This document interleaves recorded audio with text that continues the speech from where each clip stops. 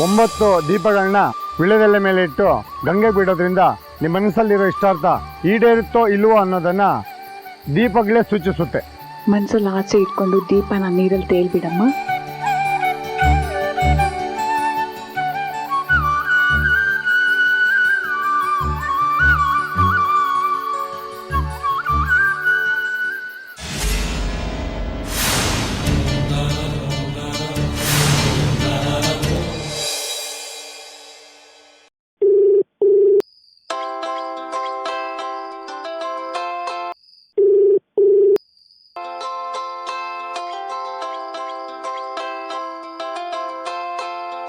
ಅಮ್ಮ,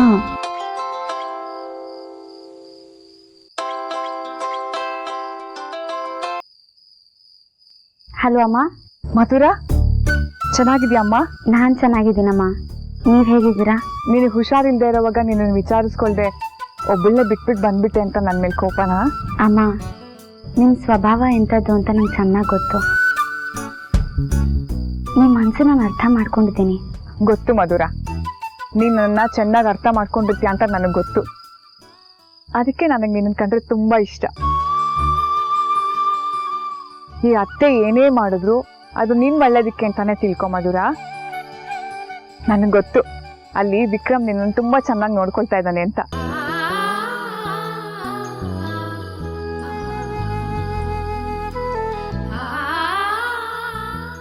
ಆ ಧೈರ್ಯದ ಮೇಲೆ ನಾನು ಮನೆಯಿಂದ ಹೊರಗಡೆ ಬಂದಿದ್ದು. ಹೌದು ಅಮ್ಮ, ಅವ್ರು ನನ್ನ ಕಣ್ಣಲ್ಲಿ ಕಣ್ಣಿಟ್ಟು ನೋಡ್ಕೋತಾ ಇದ್ದಾರೆ.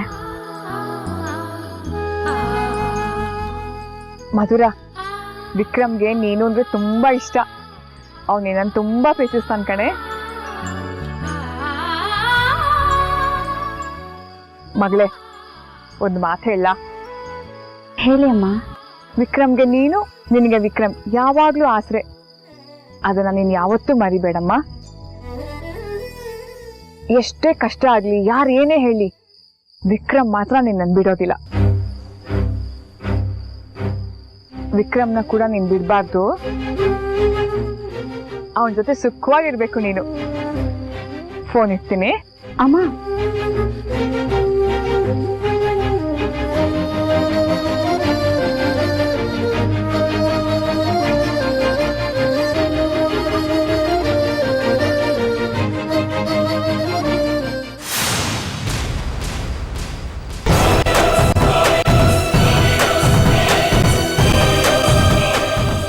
ನಾನು ಮಾತಾಡಿದ್ರೆ ಏನಾದರೂ ಕೇಳಿಸ್ಕೊಂಬಿಟ್ಲಾ?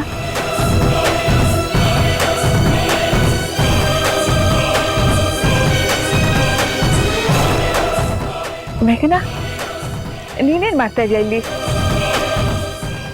ಫೋನಲ್ಲಿ ಯಾರ ಜೊತೆ ಮಾತಾಡ್ತಿದ್ರಿ? ಅದು ಅದು ನೀವು ಮಾತ್ರ ಮಾತಾಡ್ತೀರಾ, ನನಗೆ ಮಾತಾಡೋಕೆ ಬಿಡೋದೇ ಇಲ್ಲ.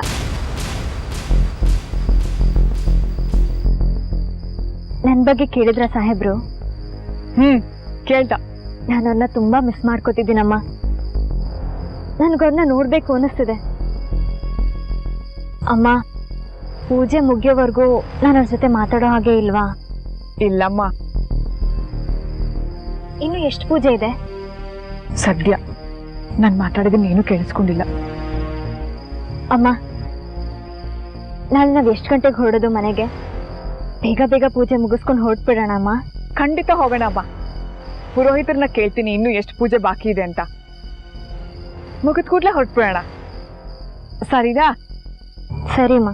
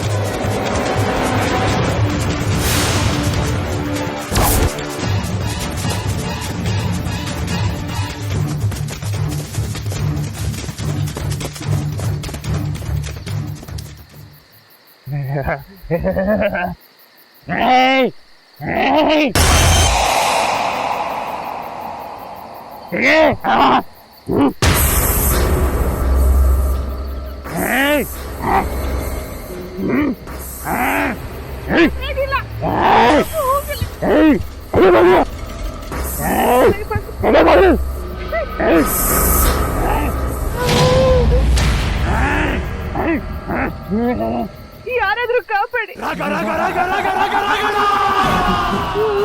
ಅವನ ಕಾಡ್ ಮನುಷ್ಯ ಬಂದಿದ್ದಾನೆ. ಅಯ್ಯೋ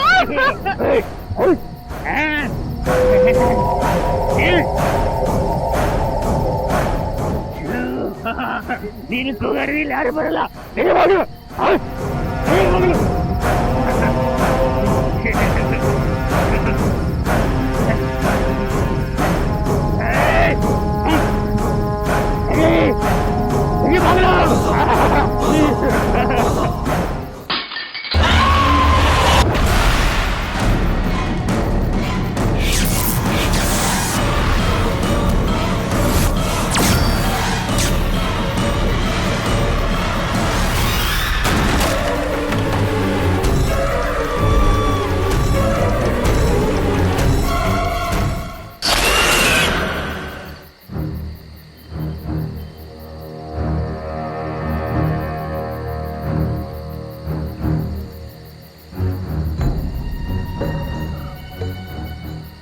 ಯಾರೋ ನನ್ ಸಾಯ್ಸಕ್ ಬಂದಂಗಾಯ್ತಲ್ಲ.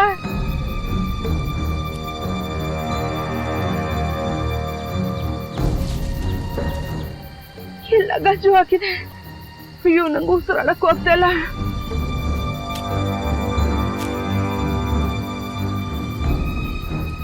ಕಾಪಾಡಿ, ಯಾರಾದ್ರೂ ಕಾಪಾಡಿ ಕಾಪಾಡಿ.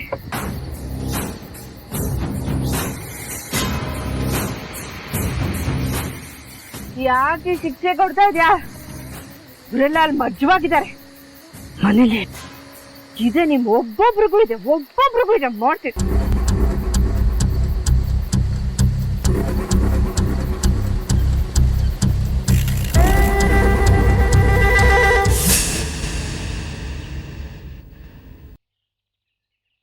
ಹೇಗಾದ್ರೂ ಮಾಡಿ ಮೇಘನಾನ ಇವತ್ತೊಂದಿನ ಇಲ್ಲೇ ಇರಿಸ್ಕೋಬೇಕು ಪುರೋಹಿತ್ರೆ. ಅಮ್ಮ, ಎಲ್ಲ ಪೂಜೆಗಳು ಮುಗಿದೋಗಿವೆ. ಇನ್ನು ಉಳಿದಿರೋದು ಒಂದೇ ಅಂತಿಮ ಗಂಗೆ ಪೂಜೆ. ಅದನ್ನ ದಿನವೆಲ್ಲ ಮಾಡೋಕ್ಕಾಗಲ್ಲ. ಅದನ್ನ ಮಾಡೋದಕ್ಕೆ ಅರ್ಧ ಗಂಟೆ ಮಾತ್ರ ಸಾಕು. ಅಯ್ಯಯ್ಯೋ, ಹಾಗೆ ಹೇಳ್ಬಿಡಿ ಪುರೋಹಿತ್ರೆ. ಅದೇನಾದ್ರೂ ಆಗ್ಲಿ, ಸಂಜೆವರೆಗೂ ಮೇಘನಾನ ನಾನು ಇವತ್ತಿಲ್ಲೇ ಇರಿಸ್ಕೋಬೇಕು. ಇಲ್ಲ ಅಂದ್ರೆ ನಾನು ಅನ್ಕೊಂಡು ಇಲ್ಲಿಗೆ ಬಂದಿರೋ ಕಾರ್ಯ ಪರಿಪೂರ್ಣ ಆಗಲ್ಲ. ಯಾವ ಪೂಜೆ ಮಾಡೋದಮ್ಮ? ಪುರೋಹಿತ್ರೆ, ಪೂಜೆ ಮುಗಿದಿನ ಎಷ್ಟೊತ್ತಾಗತ್ತೆ? ಅದು ಅದು ಸಂಜೆ ತನಕ ಆಗುತ್ತಂತೆ. ನಾನು ಅದನ್ನೇ ಕೇಳೋಣ ಅಂತ ಬಂದೆ. ಅಲ್ಲ ಪುರೋಹಿತ್ರೆ? ಹೌದೌದು, ಸಂಜೆವರೆಗೂ ಆಗುತ್ತೆ. ಬೇಗ ಪೂಜೆ ಮಾಡಿ ಮುಗಿಸ್ಬಿಡಿ ಪುರೋಹಿತ್ರೆ. ನಾನು ನನ್ನ ಗಂಡನ್ ನೋಡ್ಬೇಕು. ನಾನು ಬೇಗ ಮನೆಗೆ ಹೋಗ್ಬೇಕು. ಶಾಂತಂ ಪಾಪಂ, ಶಾಂತಂ ಪಾಪಂ. ಎಂಥ ಮಾತಾಡ್ಬಿಟ್ಟಮ್ಮ. ಪೂಜೆ ಮುಗಿಯೋಕ್ ಮುಂಚೆನೆ ಈ ರೀತಿ ಗಂಡ ಅಂತೆಲ್ಲ ಮಾತಾಡ್ತಾರ? ಅಪರಾಧ ಆಗೋಯ್ತು.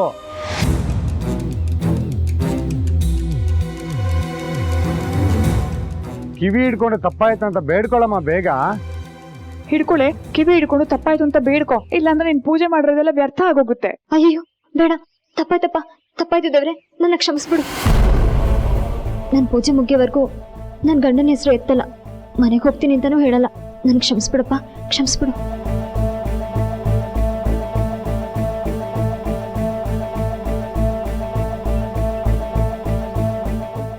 ಇದೊಂದು ತಪ್ಪಿಗೆ ಇನ್ನೊಂದು ಪೂಜೆ ಜಾಸ್ತಿ ಮಾಡಬೇಕಾಗಬಹುದು.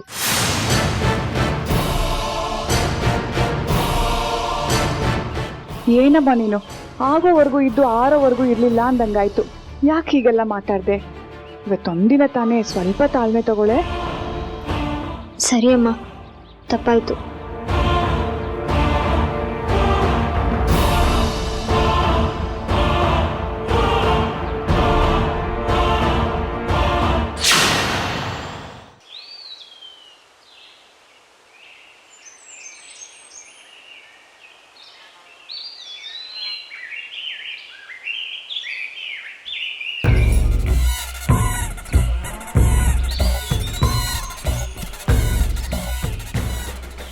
ಅಯ್ಯೋ ದೇವ್ರೆ, ನಾನು ಇಲ್ಲೇ ಇದ್ದೀನಿ, ಇಲ್ಲೇ ಇದ್ದು ಬಿಡ್ತೀನಿ ನಾನು. ಸತ್ತಿದ್ಯಾ ಬದುಕಿದ್ಯಾ ಅಂತ ಯಾವ ಪಾಪಿ ನನ್ನ ಮಗನೂ ಕೇಳಲ್ಲ. ಛೇ,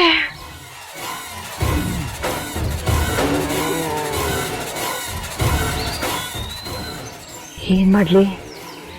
ಕಾರಿಂದ ಇಳಿದ್ರೆ ಪ್ರಾಣಿಗಳ ಕಟ, ಕಾರಲ್ಲೇ ಇದ್ರೆ ಹಸುವಲ್ಲೇ ಸತ್ತೋಗ್ತೀನಿ ಅಷ್ಟೇ.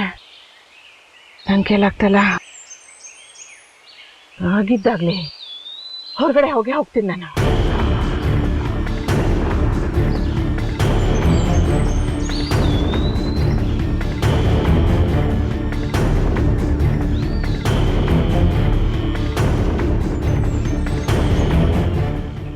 ಹೇಗೆ ಹೋಗ್ಲಿ? ಹೇಗೆ ಹೋದ್ರೆ ದಾರಿ ಸಿಗುತ್ತೆ? ಎಷ್ಟು ದೂರ ಕರ್ಕೊಂಡ್ ಬಂದಿಯಾನೆ.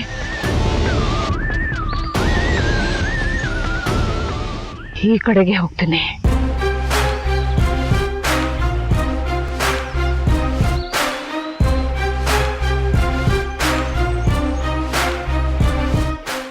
ಅಯ್ಯೋ, ಕಾಡಲ್ಲಿ ಅಲ್ಲಿಯೋ ಹಾಗಾಯ್ತಲ್ಲ. ಕಾರ್ ಬಿಟ್ಟು ಹಿಡ್ದೊಳೆ ಅಲ್ಲ ನಾನು.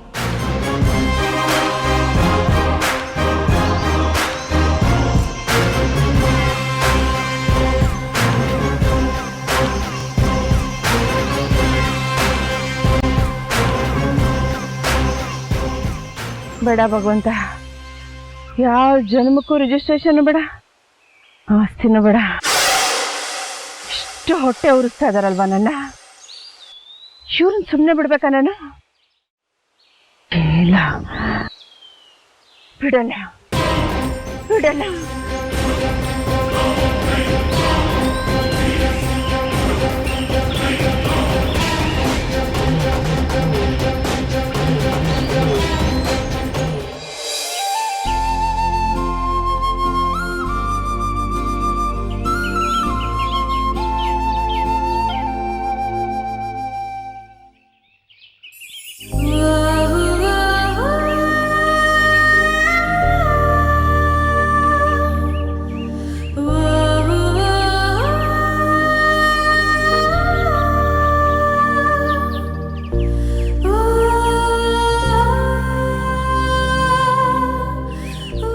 ಏನು ಮೊದಲನೇ ಬಾರಿಗೆ MLA ಸಾಹೇಬ್ರು ಗಿಡಗಳಿಗೆ ನೀರು ಹಾಕ್ತಾ ಇದ್ದೀರಾ?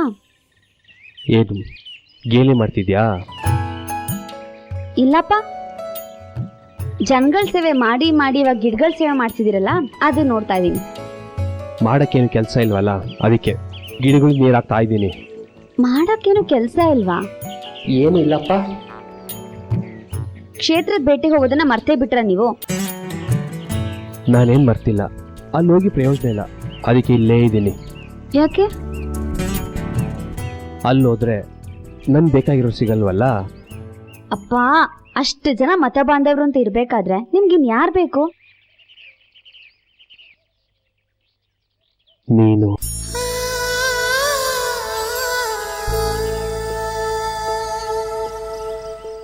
ಹಾಗಾದ್ರೆ ನಾನು ನಾರಾಯಣಪಟ್ಟಣಕ್ಕೆ ಹೋಗ್ಬಿಡ್ತೀನಿ.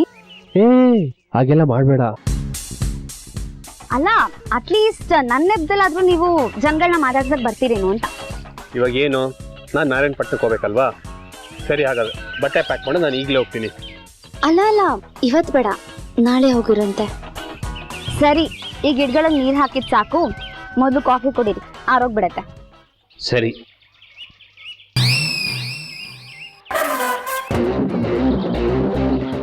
ಗಿಡಗಳಿಗೂ ಪಾಪ ಬೇಜಾರಾಗ್ಬಿಟ್ಟಿದೆ, ನೀವು ಮೊದಲು ಕಾಫಿ ಕುಡೀರಿ ಅಂತ ಅದು ನಿಂತೋಯ್ತು.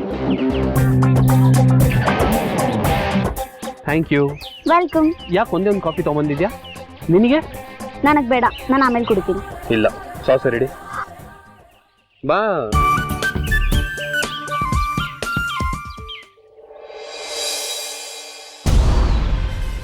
ಅಯ್ಯೋ, ಎಲ್ಲ ನೋಡಿದ್ರು ಕಾಡೆ, ನನ್ ಕೈಲಾಗ್ತಲ್ಲ. ಅಯ್ಯಬ್ಬ. ಮೇಘನಾ, ಹೋಯ್ತು ಕಣೆ ನನ್ನ ಕೆಲಸ, ನಿನ್ ಗ್ರಾಚಾರ ಎಲ್ಲ ಕೆಡ್ತು. ಕೂರಿ ಆಗ್ಬಿಟ್ವಿ ನಾವು ಅವ್ರ ಮುಂದೆ.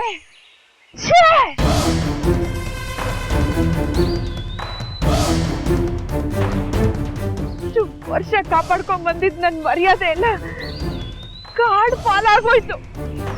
ಖುಷು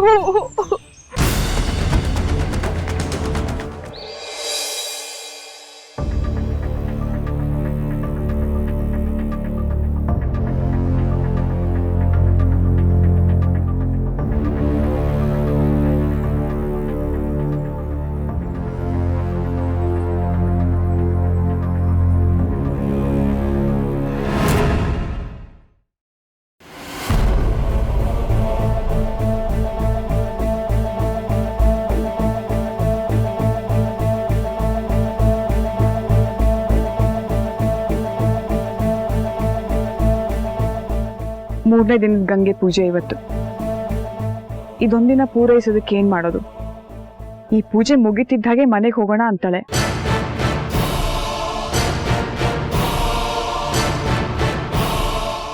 ಇನ್ನೂ ಇವಳನ್ನ ಇಲ್ಲೇ ಇರಿಸ್ಕೊಳ್ಳೋದಕ್ಕೆ ಪ್ರಯತ್ನ ಪಟ್ರೆ ಖಂಡಿತ ಅನುಮಾನ ಬರುತ್ತೆ. ಇನ್ನು ಸಂಜೆವರೆಗೂ ಇವಳನ್ನ ಹೇಗೆ ತಡೆಯೋದು? ಅಪ್ಪ ದೇವ್ರೆ, ನೀನೇ ಏನಾದ್ರೂ ಒಂದು ದಾರಿ ತೋರಿಸ್ಬೇಕಪ್ಪ.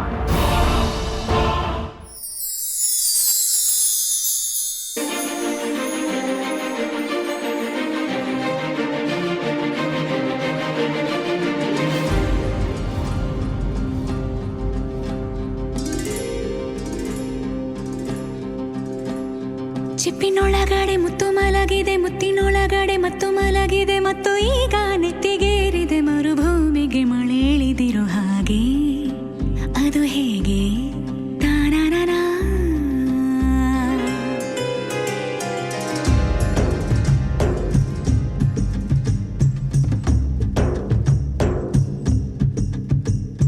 ಚಿಪ್ಪಿನೊಳಗಡೆ ಮುತ್ತು ಮಲಗಿದೆ, ಮುತ್ತಿನೊಳಗಡೆ ಮತ್ತು ಮಲಗಿದೆ, ಮತ್ತು ಈಗ ನೆತ್ತಿಗೇರಿದೆ ಮರುಭೂಮಿಗೆ ಮಳೆ ಹಿಡಿದಿರೋ ಹಾಗೆ. ಅದು ಹೇಗೆ? ತಾನನನಾ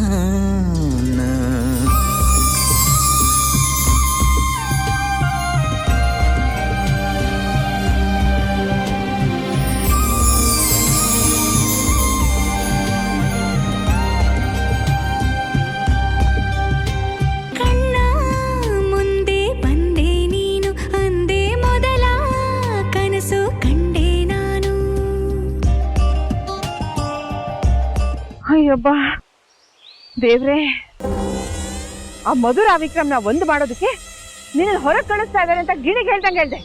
ನನ್ನ ಮಾತಲ್ಲಿ ಕೇಳ್ದೆ ನೀನು. ಈಗ ನೋಡು, ವಿಕ್ರಮ್ ಮಧುರ ಒಂದಾದ್ರೆ ನಿನಗೆ ನಾರಾಯಣಪಟ್ಟಣನೇ ಗತಿ, ನನಗೆ ದಾರಿ ಸಿಗದೆ ಹೋದ್ರೆ ಈ ಕಾಡೇ ಗತಿ. ಹಬ್ಬ, ನಿನಗ ಹಳೆ ಸ್ಕೂಲು ಬಿಸಿ ಊಟ, ನನಗೆ ಕಾಡಲ್ಲಿ ಸಿಗೋ ಗೆಡ್ಡೆ ಗಂಡಸು. ಇಲ್ಲದೆ ಹೋದ್ರೆ ಯಾವ್ದಾದ್ರು ಪ್ರಾಣಿ ಬಾಯಿಗೆ ನಾನೇ ಆಹಾರ. ಬರ್ತಾ ಇರೋ ಕೋಪಕ್ಕೆ ಒಬ್ಬೊಬ್ಬರನ್ನ ಸಿಗುತ್ತೋರಣ ಕಟ್ಟಿಬಿಡ್ತೀನಿ. ಮನೆಗೆ ಹೋಗಿದ್ದೆ ತಡ, ತೋರಿಸ್ತೀನಿ ನಾನು ಏನು ಅಂತ. ಏನ್ ಅನ್ಕೊಂಡಿದ್ದಾರೆ ಈ ನಾಗಲಕ್ಷ್ಮಿನ? ದಾರಿ ಸಿಗ್ತಾ ಇಲ್ವೇ ದೇವ್ರೆ, ಹಾಗ ಹೋಗ್ಲಿ ನಾನೀಗ?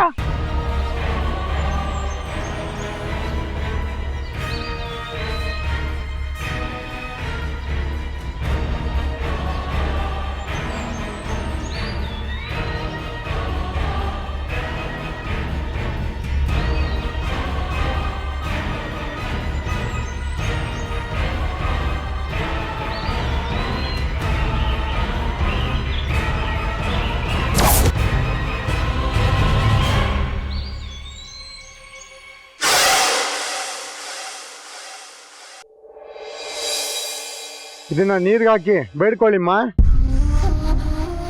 ಇದನ್ನ ನೀರ್ಗೆ ಹಾಕಿಮ್ಮ. ಮೇಘನಾ, ಮೇಘನಾ, ಅತ್ತೆ, ನಿನ್ ಜ್ಞಾನ ಎಲ್ಲಿದೆ? ನಿನ್ ಗಮನ ಪೂಜೆ ಕಡೆ ಇರ್ಲಿ, ಇಲ್ಲ ಅಂದ್ರೆ ನೀನ್ ಮಾಡೋ ಪೂಜೆ ಫಲಿಸಲ್ಲಮ್ಮ. ಪುರೋಹಿತರು ಏನ್ ಹೇಳ್ತಿದಾರೆ ಕೇಳಿಸ್ಕೊ. ನೀರ್ಗೆ ಹಾಕಿಮ್ಮ.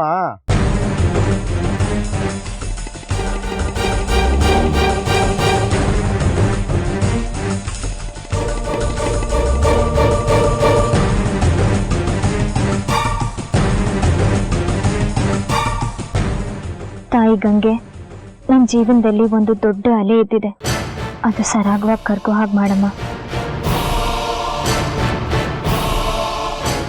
ಅದರಿಂದ ಯಾರು ಕೊಚ್ಚ ಹೋಗ್ಬಾರ್ದು.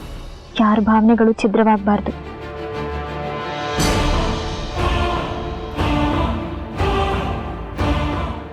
ಇವಳು ನೋಡ್ತಾ ಇದ್ರೆ ಪೂಜೆ ಮುಗಿದ ಕೂಡಲೇ ಇಲ್ಲಿ ಒಂದು ಗಳಿಗೆನೂ ಇರಲ್ಲ ಅಂತ ಕಾಣುತ್ತೆ.